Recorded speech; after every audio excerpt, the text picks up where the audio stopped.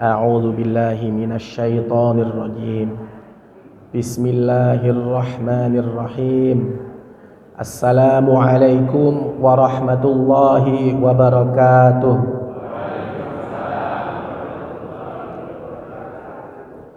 Alhamdulillah wassalatu wassalamu ala asyrafil anbiya'i wal mursalin wa ala alihi wa sahbihi ajma'in. Rabbi shrah li sadri wa yassir li amri wahlul 'uqdatam min lisani yafqahu qawli. Alhamdulillah, terima kasih kepada Ketua Takmir dan semua jajarannya. Mohon izin kepada para kiai, para sepuh, para ustadz.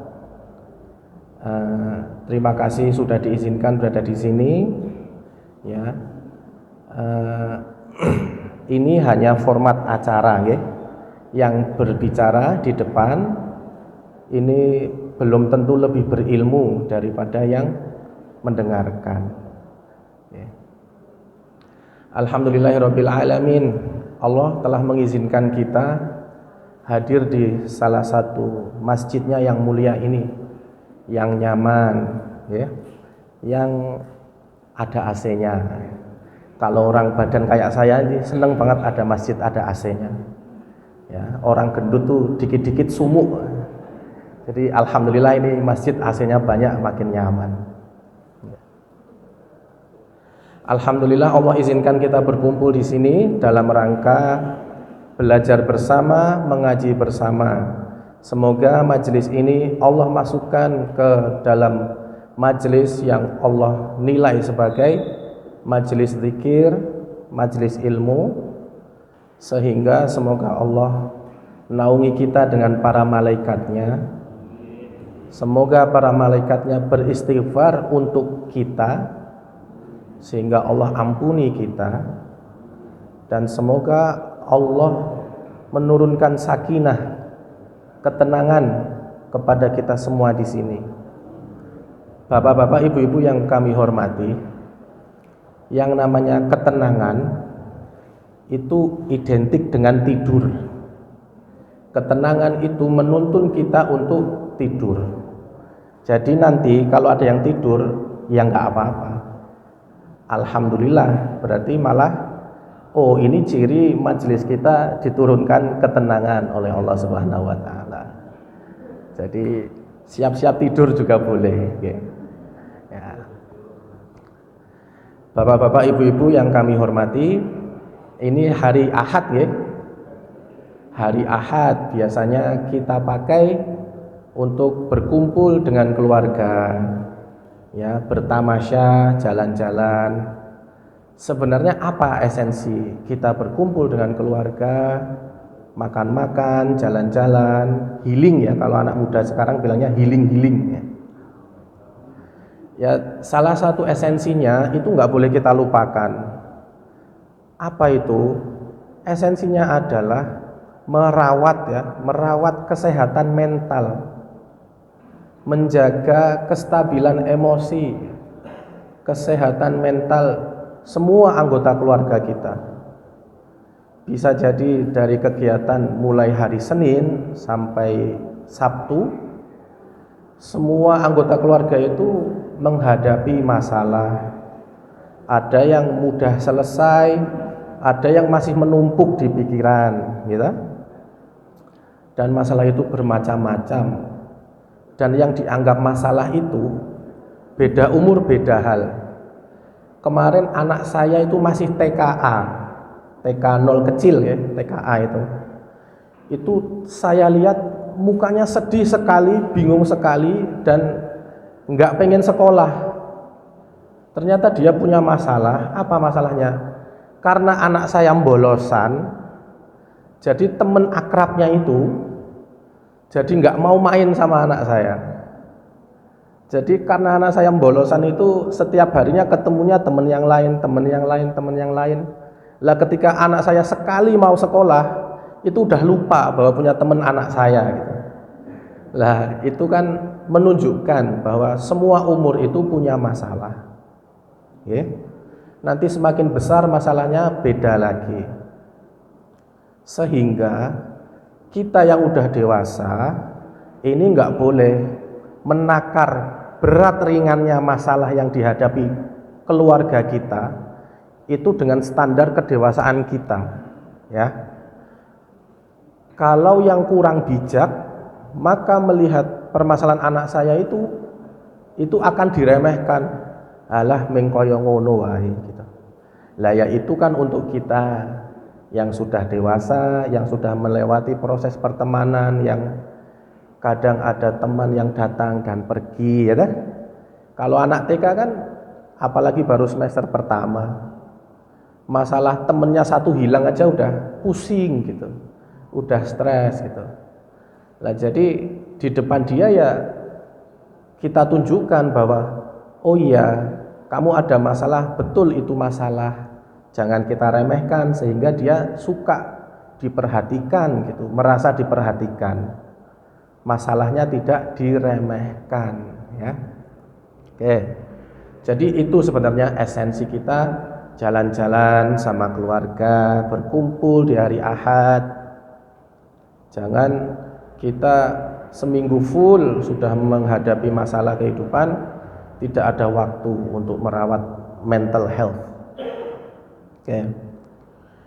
Akhir-akhir ini Bapak Ibu di media sosial itu marak sekali berita tentang orang bunuh diri dengan berbagai macam masalahnya masing-masing. Nah, saya juga dapat bocoran ini dari UGM ya.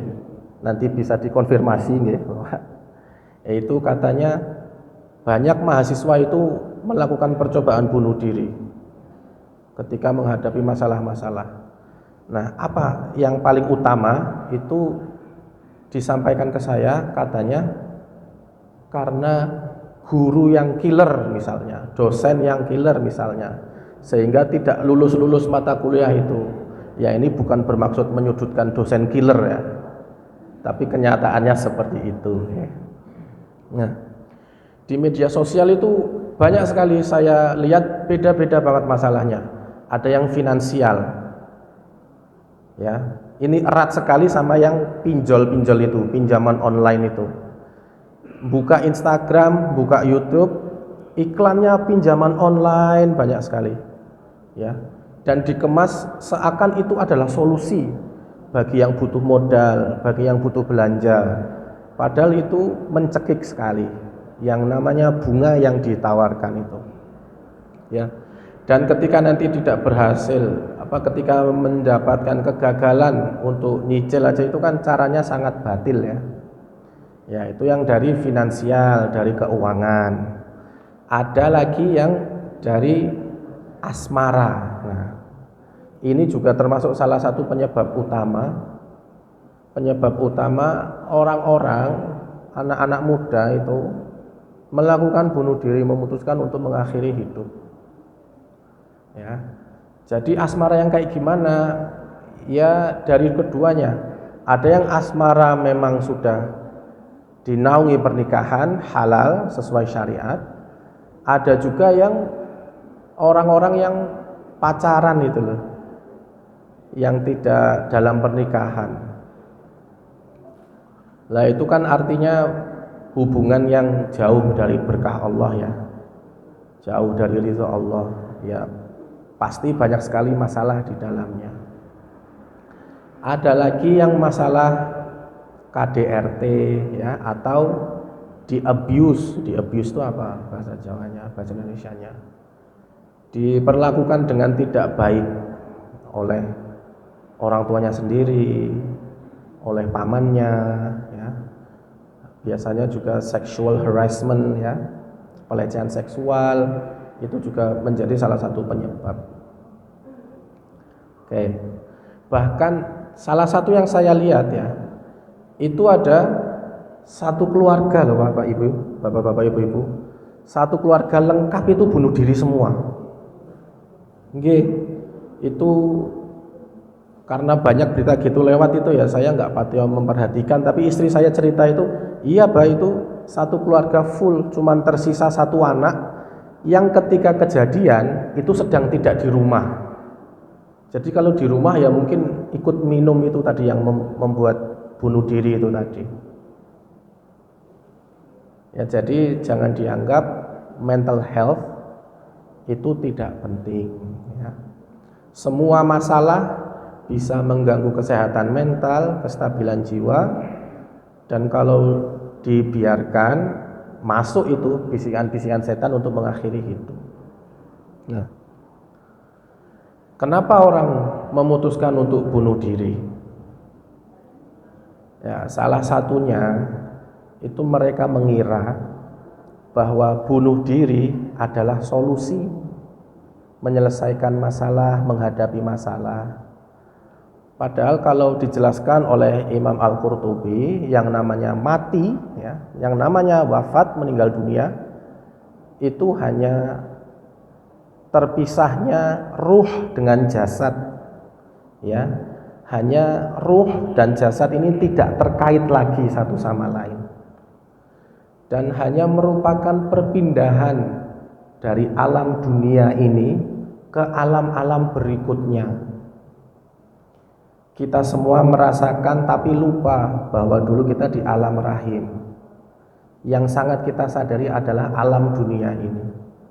Nah, begitu juga dengan alam-alam berikutnya. Kita belum merasakan, jadi kebanyakan dari kita itu tidak mempercayainya atau kurang benar-benar mempercayainya bahwa oh iya, besok ada alam lagi setelah alam dunia ini. Oke, terus apa bahayanya kalau setelah alam dunia ini ada alam lain lagi? Ulama menjelaskan bahwa alam setelah alam dunia itu alam yang kita sudah tidak bisa beramal lagi. Alam setelah alam dunia ini hanya alam kita bisa menuai apa yang kita lakukan di alam dunia ini. Jadi kalau kita melakukan kesalahan di sini, di alam dunia ini, alam yang kita masih bisa beramal, masih bisa memilih beramal soleh atau beramal buruk, nanti alam berikutnya itu sudah tidak bisa kita mengoreksi amal-amal buruk kita. Alam setelah alam dunia ini hanya tempat kita mengambil, menuai, memetik, memanen apa yang kita amalkan di dunia sekarang ini. Jadi dikatakan orang yang ingin mati itu orang yang salah satu kriteria orang yang ingin mati itu orang yang tidak tahu hal-hal yang akan terjadi di alam nanti, di setelah kita meninggal dunia. Nah, jadi ini benar-benar bahaya sekali. Bunuh diri ini salah satu dari kabair, dari dosa-dosa besar. Oke. Lalu bagaimana seorang muslim itu harus memandang bunuh diri? Ya, tentu karena dari salah satu dari dosa-dosa besar, yaitu sangat dilarang oleh agama ya. Haram ya, dalam keadaan apapun kita harus berjuang. Dalam keadaan yang berat kita harus ingat ada Allah yang pasti insya Allah akan ngasih solusi. Oke. Jadi kalau bunuh diri itu dilarang. Bagaimana kalau saking tidak kuatnya itu berdoa untuk mati saja? Gimana? Boleh nggak Bapak-bapak Ibu-ibu? Diceritakan di surat Maryam ayat 23. A'udzubillahi minasyaitonirrajim. Di akhir ayatnya itu qalat ya laitani mittu qabla hadza wa kuntu nasyam mansiya. Diceritakan Sayyidah Maryam ketika itu hamil Nabi Isa alaihi salam, posisinya di tengah-tengah kaum yang soleh-solehah, yang semuanya banyak yang mengabdi di Baitul Maqdis. Nah, Nabi Isa alaihissalam itu kan di dalam kandungan tetapi tidak mempunyai ayah. Ya. Jadi kalau Nabi Adam tidak punya ayah, tidak punya ibu, Nabi Isa punya ibu, tidak punya ayah. Sehingga Sayyidah Maryam ini jadi pergunjingan di tengah-tengah kaum. Ya. Bayangkan aja, Sayyidah Maryam itu sosok yang hidupnya penuh dengan ibadah. Beliau punya mihrab khusus untuk ibadah terus. Enggak keluar dari mihrab kecuali saat makan, minum, dan kecuali saat haid. Bahkan makan dan minumnya pun seringkali sudah selalu tersedia, langsung disediakan oleh Allah Subhanahu wa taala di dalam mihrabnya. Jadi kita bayangkan solihahnya seperti apa, ya. Mungkin 11-12 sama ibu-ibu di sini ya. Amin ya. Solihahnya seperti itu di tengah kaum-kaum yang seperti itu, di tengah orang-orang yang seperti itu. Tapi kok hamil, nggak ada suaminya. Bayangkan fitnahnya kayak gimana, pergunjingannya kayak gimana. Lah ayat tadi itu kalau diartikan kurang lebih, aduhai andai saja aku mati sebelum ini. Andai saja aku mati sebelum ini dan menjadi nasyam mangsiyah, itu kalau bahasa Jawanya itu totally forgotten, benar-benar terlupakan. Jadi Sayyidah Maryam itu ada dua tafsir ya. Yang tafsir pertama itu menjelaskan bahwa itu bukan minta mati, itu hanya saking sakitnya ketika mengandung Nabi Isa alaihissalam.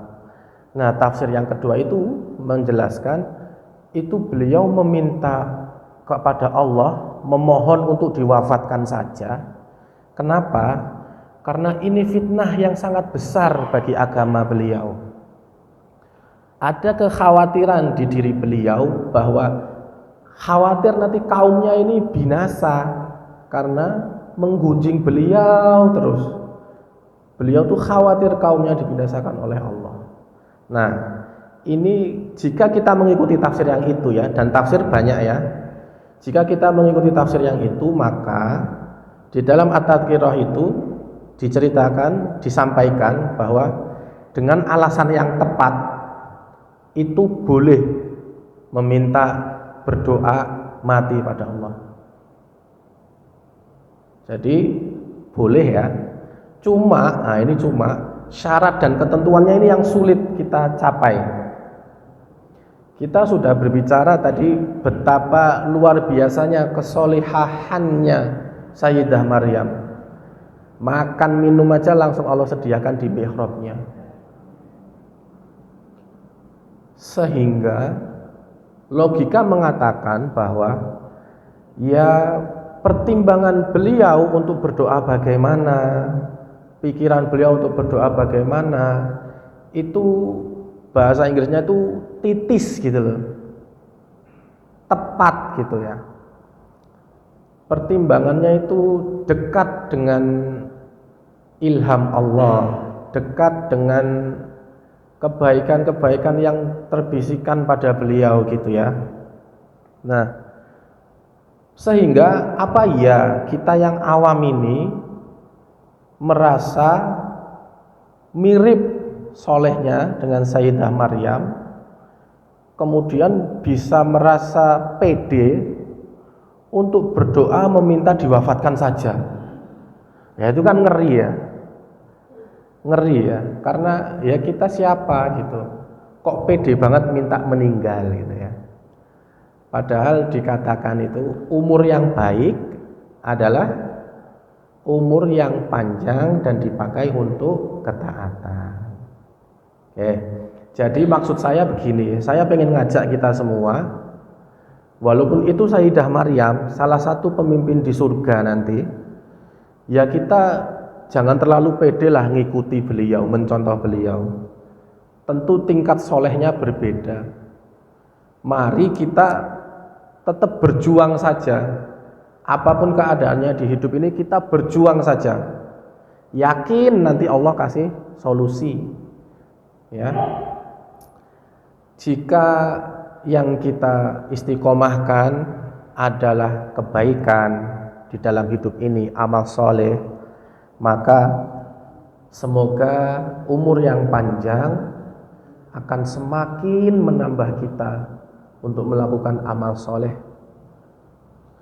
Jika na'udzubillah kita ini belum baik, maka ya Allah semoga umur yang panjang akan memberikan kita kesempatan untuk bertaubat dan menambal amal-amal buruk itu tadi dengan amal-amal soleh yang insya Allah Allah terima. Amin. Oke. Yang berikutnya kita sekarang mulai masuk nih ke pembahasan.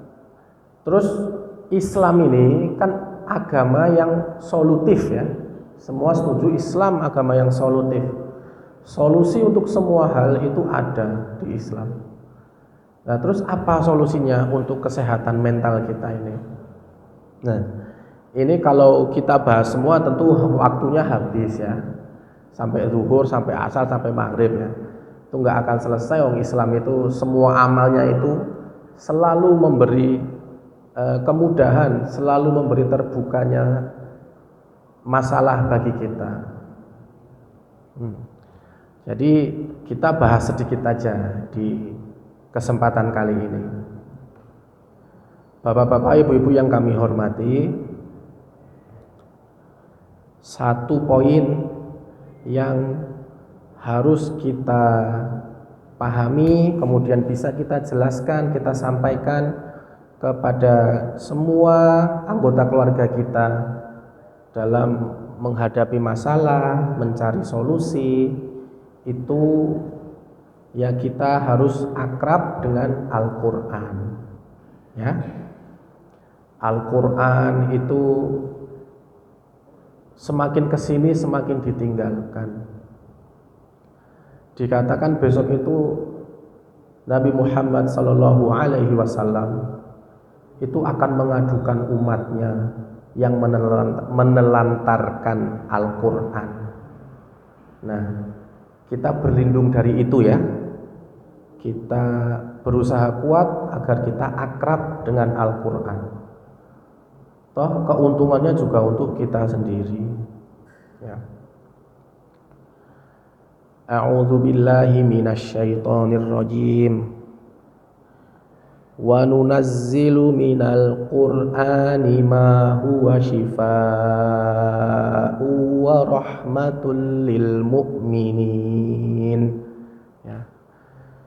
Kami turunkan dari Al-Quran itu kesembuhan atau obat bagi mukminin, bagi orang-orang yang beriman. Wala yaziduz zalimin illa khasara.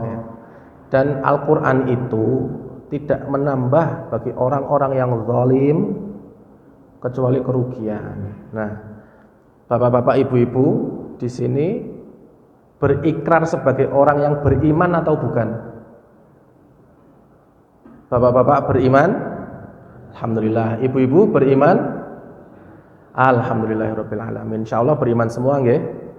Jadi kita harus yakin ya bahwa Al-Qur'an di dalamnya itu ada kesembuhan untuk kita. Kesembuhan apa? Ya, kesembuhan semua hal ya. Bisa kesembuhan bagi kebodohan, ya tentu saja kesembuhan bagi gangguan mental juga ada di situ ya. Wong itu yang kita baca dari Al-Qur'an itu kalamullah ya. Bukan sekadar membaca koran, bukan sekadar membaca buku. Sehebat-hebatnya, ini bukan menafikan ilmu psikologi, bukan ya. Tapi sehebat-hebatnya buku-buku psikologi itu, ya itu tetap masih kalah sama yang Al-Quran gitu. Karena Al-Quran itu kalamullah. Yang dari situlah salah satu sumber ilmu-ilmu psikologi itu. Ya. Jadi ini bukan menafikan ilmu psikologi, itu sungguh sangat baik. Kalau kita tahu teman kita, saudara kita, anak-anak kita memang dirasa ini sudah perlu kalau ini untuk kita bawa ke psikolog, ya bagus, lakukan. Bawa ke psikolog ya, dampingi ya.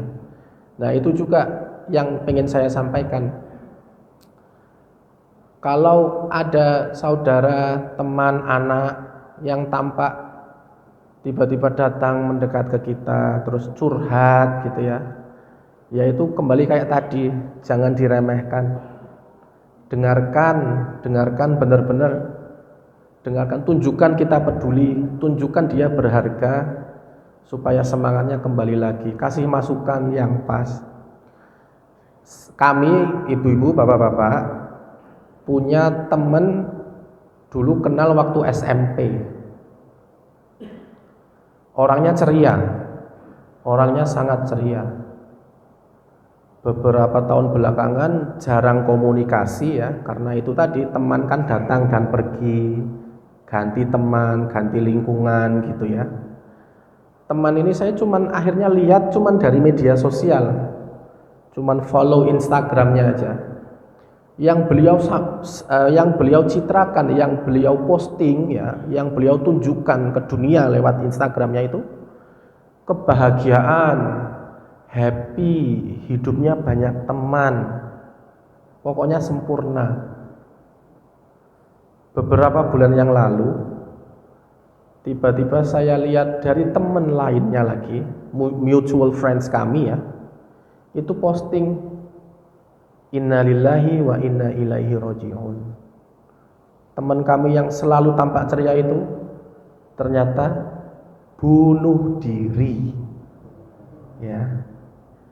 Kelihatannya bahagia, yang ditunjukkan happy, ternyata tidak bahagia.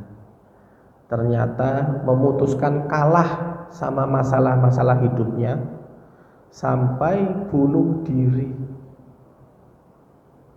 Jadi jangan dianggap remeh. Jangan dikira orang depresi itu selalu kelihatan dari mukanya. Jangan dikira orang depresi itu selalu kelihatan dari dia tampak lesu, tampak letih, tampak lungkrah. Enggak, tidak selalu seperti itu. Ada yang menunjukkan dia bahagia, ternyata hatinya hancur lebur menghadapi masalahnya sampai nggak kuat, sampai kalah, sampai bunuh diri. Beberapa bulan lalu juga ada itu berita, kalau nggak salah mahasiswi UMY ya, mahasiswi UMY kerudungan, di postingannya itu juga happy, orangnya bahagia, tapi ternyata bunuh diri juga. Jadi ini penting ya, jangan dianggap remeh. Kalau ada teman curhat, ya apalagi orang udah sampai merasa butuh bercerita pada kita, nah itu berarti udah jelas memang dia ada masalah. Lah itu dengarkan dengan baik. Jangan sampai terulang, dan terulangnya itu ke orang-orang yang kita kenal, apalagi keluarga kita. Wong kami itu sama teman tadi yang SMP bunuh diri itu tadi aja, kan setelah bertahun-tahun berproses hidup kan jadi tidak seakrab dulu ya. Tapi ya pas lihat beritanya juga hati itu males gitu, lost gitu, ngedrop gitu. Oh no ya, di hidupku orang aku kenal tuh sampai bunuh diri gitu. Oke. Jadi mari kita rawat mental health anak-anak kita. Jadi orang tua jangan yang serem ya. Boleh pakai jenggot gede tapi murah senyum ya. Jangan mendelik ya. Nanti dikira bawa bom ya. Padahal bawaannya roti dari sini. Kita jadi orang tua yang anak itu merasa nyaman dengan kehadiran kita, merasa akrab dengan kita, itu hal yang menyenangkan. Ada orang itu selama sekian puluh tahun hidup sama ayahnya, itu merasa ayahnya mengerikan. Bener, merasa denger langkahnya aja udah jengkel, sampai jengkel. Wah, bapakku menah, bapakku menah. Ya itu kita jangan jadi seperti itu. Anak pulangnya kemana kalau bukan ke orang tua? Anak pulangnya kemana kalau bukan ke rumah? Ya tentu hati itu harus kita bikin yang paling nyaman di rumah, di orang tuanya.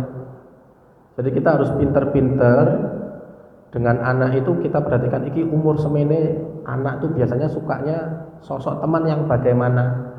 Bismillah tak menjadi seperti itu, supaya anak mudah akrab, sehingga kalau ada apa-apa cerita. Nah nanti kita yang sudah lebih dulu berproses karena lebih berumur, ya walaupun tampak muda-muda kan tetap sudah berproses ini. Itu kita bisa memberikan masukan, memberikan solusi yang pas gitu, yang sesuai dengan yang dia butuhkan, bukan solusi yang salah gitu ya. Oke, kembali ke berdoa mati lagi. Nabi Yusuf juga pernah begitu. Nabi Yusuf alaihissalam itu pernah, ya Allah, wafatkan aku sebagai seorang muslim dan golongkan aku bersama orang-orang yang solih. Lagi-lagi ulama ada beberapa pendapat tafsir ya. Yang pertama itu menjelaskan bahwa ya Nabi Yusuf alaihissalam itu memang berdoa meminta diwafatkan. Nah tapi tafsir yang berikutnya, dan ini yang lebih banyak diambil oleh ulama tafsir, lebih banyak disampaikan, itu Nabi Yusuf alaihissalam bukan berdoa wafat, tetapi ketika nanti waktu wafatnya tiba, itu minta pas wafat itu posisi seorang muslim gitu loh, kondisi sebagai seorang muslim, dan nanti dikumpulkannya, digolongkannya dengan orang-orang soleh ya. Lagi-lagi contoh-contoh yang jika kita memilih beliau itu berdoa meminta wafat, lagi-lagi beliau itu kan solehnya kayak apa yang namanya nabi ya. Tentu kita tidak selevel ya, jauh di bawahnya. Maka apa ya kita akan berdoa seperti itu? Ya kan tentu enggak. Jangan sampai bahkan. Lagi-lagi kita harus ingat, kita harus berjuang ya. Oke, kembali ke solusi. Tentu enggak semua poin. Satu, tadi kita harus akrab sama Al-Quran. Kalau belum bisa menghafal, ya membaca. Kalau belum bisa membaca, ya belajar membaca. Metodenya banyak, salah satunya Iqra. Ya, kami di rumah ya kebetulan lagi merintis pondok pesantren mahasiswa. Mohon doakan ya Bapak Ibu. Itu setiap Senin sama Kamis malam, biasanya jam 8:30 itu seumuran saya 33, 34, 35 itu berkumpul. Itu masih belajar Iqra. Ya, dari Iqra 1 itu. Umur 30, umur 35 itu belajar dari Iqra 1. Dan itu Masya Allah membanggakan sekali. Karena apa? Karena teman-teman ini paham betul bahwa butuh sama Al-Quran, sehingga udah seumur segitu tetap nggak nyerah gitu loh. Tetap butuh sama Al-Quran. Yaitu tadi ya, syifaun wa rahmatun lil mu'minin ya, obat, kesembuhan dan rahmah bagi orang-orang beriman. Jadi walaupun umur segitu belajar Iqra itu semangatnya luar biasa, Masya Allah. Mereka tahu betul bahwa lombanya ya, kompetisinya tentang Al-Quran itu bukan dengan orang lain, bukan dengan teman-temannya, tapi kompetisinya dengan dirinya hari kemarin ya. Ini penting juga, ini mindset yang penting ketika kita ingin belajar apapun itu. Supaya kita ini tidak malu, mindsetnya harus seperti itu. Oh, aku lomba ora karo wong liya kok. Aku lomba dengan diri saya kemarin, dengan diri saya yang dulu. Jadi kalau kemarin saya belum iqra, saya hari ini harus iqra 1. Begitu seterusnya sampai nanti bisa baca Al-Quran. Alhamdulillah dari beberapa teman yang dari iqra 1 itu udah ada 2 yang masuk juz amma, juz 30. Ya. Jadi itu udah mulai merasakan berkahnya. Cerita itu iya, hidup beda ketika akrab dengan Al-Quran. Nah ini ya, syifaun ya, kesembuhan, obat untuk semua masalah kita. Al-Quran harus kita pegang erat-erat, kita akrab ya, harus kita akrabi ini. Supaya hidup kita ini yang nuntun Al-Quran, supaya hati kita itu ketenangan, sakinah tadi. Ini tak lihat-lihat kok belum ada yang tidur ya. Jangan-jangan belum turun ini. Ya Allah, minta diturunkan ketenangan ya Allah, amin. Minta diturunkan sakinah, amin.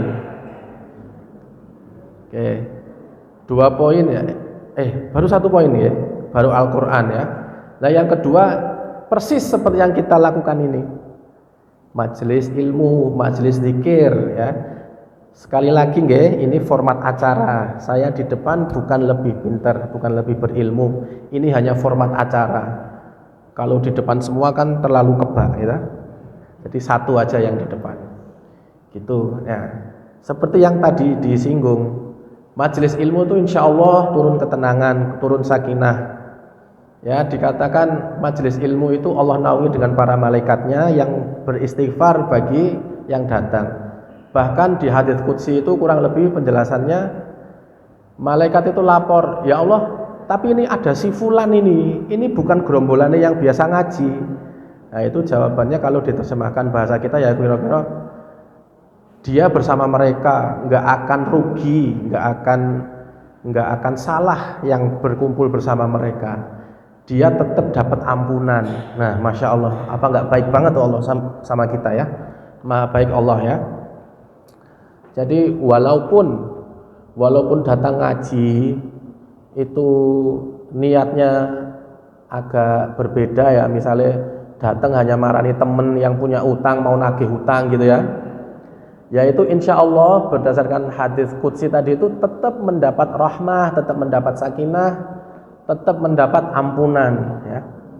Jadi paham tidak paham ngaji itu tetap untung, tetap menguntungkan, tetap menjauhkan kita dari yang namanya mental issue ya, masalah mental. Jadi jangan sampai kita jauh dari majelis ilmu. Yuk anak-anak kita ajari untuk ora apa-apa lho, kowe ora dong, kowe pokoknya teko wis ngono ae ya. Pokoknya datang, duduk, tidur juga enggak apa-apa lagi-lagi ya. Itu majelis ilmu itu ya. Sehingga apa? Sehingga yang masalahnya bunuh diri kayak tadi itu, perkara pinjol, terjerat pinjaman online, itu meskipun durung ke sahur, tapi hatinya sudah tenang dulu ya. Hati yang tenang kita bandingkan dengan hati yang ruwet ya. Itu kira-kira mana yang lebih mudah dipakai untuk menghadapi masalah? Yang tenang ya, hati yang tenang itu akan berpikirnya enak ya, sabar, mikirnya ndak gerusa-gerusu. Jadi bisa ngechecklist masalah iki perkorone iki, kira-kira jalan keluarnya bagaimana ya. Hati yang tenang ini penting. Makanya salah satu tips ketika dapat masalah yang tiba-tiba datang, itu perhatikan banget lisan ini perhatikan banget. Di jalan naik motor tiba-tiba bocor depan belakang, wong beratnya 130 kilo kayak saya misalnya ya. Yaitu pertama yang diperhatikan langsung lisan. Langsung set, diem dulu kunci. Seperti lisan ini bisa menuntun hati untuk berniat dalam ibadah ya. Ulama kan ngajari kita gitu ya. Sholat niat dalam hati tapi lisan ini menuntun gitu ya. Nah seperti itu juga ketika menghadapi masalah. Nggih ibu-ibu nggih, bapak-bapak. Ketika ada masalah langsung set dikunci, jangan sampai keluar mengeluh. Jangan sampai keluar, wah piye iki lagi arep ngene malah bocor. Jangan sampai keluar itu semua. Mengeluh, mengumpat, mengadu itu jangan sampai keluar dari lisan. Sehingga apa yang terjadi?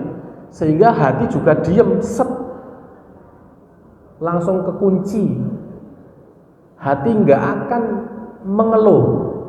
Kondisi hati akan sesuai dengan apa yang lisan ini tuntunkan. Nek lisannya pas ada masalah langsung mengeluh, ya sudah, hati langsung mengeluh. Padahal mengeluh itu artinya fokus pada masalah, artinya fokus pada yang ditimbulkan oleh yang sedang dihadapi. Wah bocor, nanti telat, nanti ngene, urung gara PR, ya misalnya. Jadi lisan ini perhatikan benar-benar, langsung dikunci supaya enggak nuntun hati ke mengeluh, supaya nanti muncul solusi-solusi dari pikiran yang jernih. Oke, udah sampai hati ini ya. Nah, berikutnya selain majelis ilmu, majelis zikir menurunkan ketenangan, ya satu poin terakhir nih, Bapak-bapak, Ibu-ibu. Satu poin terakhir dari sebenarnya banyak poin ya. Satu poin terakhir, hati kita ini harus diisi sama yang namanya zikir. Ya, zikir itu banyak, ayo manfaatkan semuanya. Yo anak-anak kita ajari zikir. Saya coba itu udah bisa kok. Anak TK itu udah bisa diajari. Mas, selesai sholat Bapak jangan langsung diajak ngomong, ya, karena selesai sholat harus zikir istighfar dulu 3 kali. Nah itu bisa, ternyata anak TKA sudah bisa. Maka umurnya semakin ke atas, insya Allah sudah semakin bisa diajari zikir-zikir yang macamnya banyak itu. Ada sholawat ya, ada zikir, ada tahlil, ada tahmid, ada tasbih. Nah itu semua kita ajarkan ke anak-anak kita. Jangan sampai hatinya kosong. Hati yang kosong itu mudah sekali untuk dimasuki bisian-bisian setan. Dan setan itu salah satu caranya itu berbisiknya itu sedemikian rupa sehingga sering kita merasa bahwa itu adalah suara hati kita. Ya. Hati kita harus kita latih supaya tahu mana yang benar-benar suara hati, mana yang sakjane iki bisikan setan. Semakin kita melazimkan istighfar misalnya, maka semakin kita bisa tahu bahwa oh ini memang suara hati. Insya Allah kita akan segera sampai ke titik itu nggih. Kita ajarkan anak-anak kita. Kalau kita dulu sudah umur sekian baru tahu, baru mengamalkan zikir, ya yuk anak kita adalah kesempatan kedua kita. Ayo kita ajarkan dari dini sesuai dengan umurnya, sedikit demi sedikit kita ajari zikir supaya dari sedini mungkin hatinya penuh dengan zikir. Ya, untuk menangkal bisian-bisian setan. Oke. Selain zikir itu sendiri memang ampuh, ya, tentu punya fadilahnya sendiri-sendiri. Misalnya apa? Istighfar itu tadi ya, astagfirullahaladzim atau astagfirullah wa atubu ilaih atau astagfirullah atau bahkan sayyidul istighfar ya.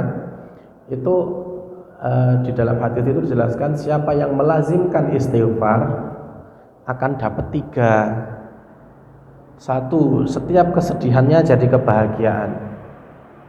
Ya. Ketika sedih terus istighfar jadi apa? Jadi kebahagiaan. Terus setiap masalahnya Allah siapkan jalan keluar. Nah ini kan poin utama kita hari ini. Marak bunuh diri emang boleh? Lah ya nggak boleh jelas. Makanya yuk kita zikir istighfar salah satunya supaya dapat jalan keluar di setiap masalah kita. Oke, kalau ada masalah terus istighfar dapat apa? Dapat jalan keluar insya Allah. Yang terakhir fadilah istighfar itu diberikan rizki dari arah yang tidak diduga-duga. Nah, ini juga penting. Tapi pembahasan utama kita adalah gimana caranya masalah dapat jalan keluar. Oke. Betapa Islam itu agama yang solutif. Semua masalah ada solusinya insya Allah. Jadi selain taklim, kita juga perlu memperkaya diri dengan baca-baca buku agama supaya wawasan terbuka, wawasan nambah, dan nanti kita jadi punya modal untuk menghadapi masalah dengan cara-cara yang sesuai anjuran Allah Subhanahu wa taala. Ya. Buku-buku agama itu ya disumberkan ya pada Al-Qur'an. Jadi turunannya dari akrab dengan Al-Qur'an yang membaca buku-buku agama. Ya. Sekadar sharing aja. Salah satu buku yang kami suka banget tuh buku judulnya Solusi dari Habib Novel Al-Idrus Solo. Itu luar biasa, Masya Allah. Ya, itu boleh nanti dicari di marketplace ya, karena kalau beli buku beliau itu juga membantu beliau membangun majelisnya. Jadi insya Allah semakin berkah. Oke. Sementara kami cukupkan di sini ya. Semoga ada manfaat yang diterima ya. Ada manfaatnya mboten niki? Alhamdulillahirabbil alamin ya. Baik, cukup sekian. Oh nggih. Untuk mimpin doa setelah saya tutup nanti nggih, ini kita serahkan ke ahli Ustaz Adam. Nggih. Oke, cukup sekian. Yang ada salah tentu dari saya, kebenaran dari Allah Subhanahu wa taala. Semoga ada manfaat. Subhanakallahumma wa bihamdika asyhadu an la ilaha illa anta astaghfiruka wa atubu ilaik. Wassalamualaikum warahmatullahi wabarakatuh.